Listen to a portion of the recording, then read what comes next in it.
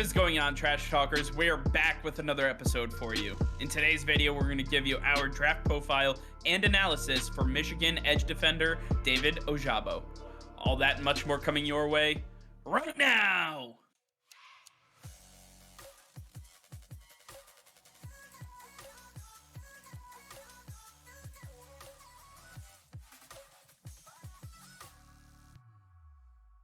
All right, Nick, with the 2022 NFL Draft just a month away, we have some more draft profiles to get to, and today we're going to be talking about Michigan edge defender David Ojabo. Ojabo is just an absolute athletic freak, standing at 6'5", 250 pounds. He is PFF's ranked number 5 edge defender, and the pro comparison we have here for him is Brian Burns. This guy is extremely slim, extremely athletic, and he has great twitch to get around the edge. When you take a look at Ojabo's senior stats from Michigan, you see that he played in 13 games, 35 total tackles, 11 sacks, and 5 forced fumbles. This guy was always around the football. He had an incredible senior season and just in time for a possible first-round selection in the NFL Draft. Nick, tell us a little bit about the strengths and weaknesses that you see from Ojabo as he enters the draft.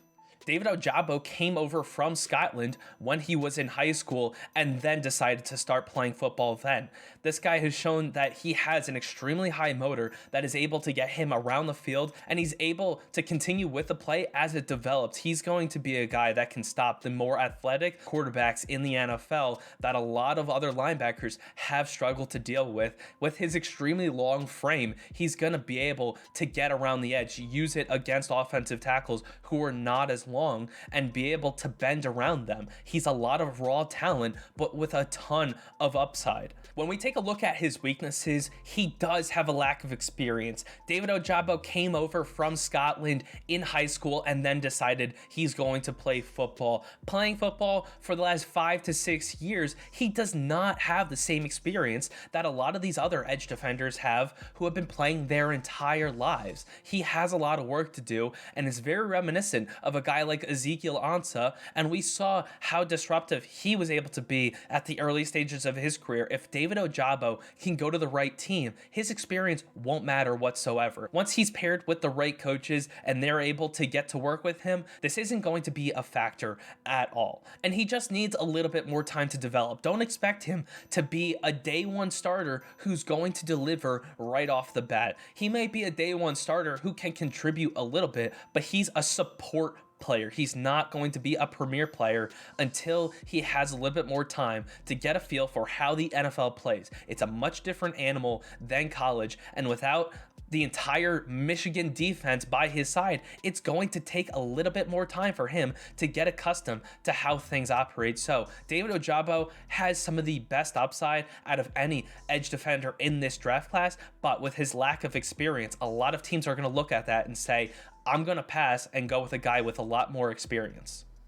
Yeah, the problem is that when you take a look at David Ojabo's raw skills and his strengths that you talked about, he's a first-round talent. There's no question about it. The problem is that lack of experience will come into play, and he's going to need to develop. That's not something you want out of a first-round pick, so it kind of puts you in a conundrum of when should he go. So when we start taking a look at some of the potential teams, they are further down the draft board. We start taking a look at a team like the Baltimore Ravens, who struggled with their pass rush late in the season. Odafe Oweh came in and was just an absolute firecracker off the edge to start the season, but he teetered out toward the end. He hit that rookie wall. Now he's going to have to get back and get going and be the guy all year long, be consistent, but they need a guy opposite him that can also do some work. Take some of that off his shoulders and really get after the quarterback from the other side. These two guys chasing after quarterbacks will be one of the most athletic and dynamic duos that we have in the NFL.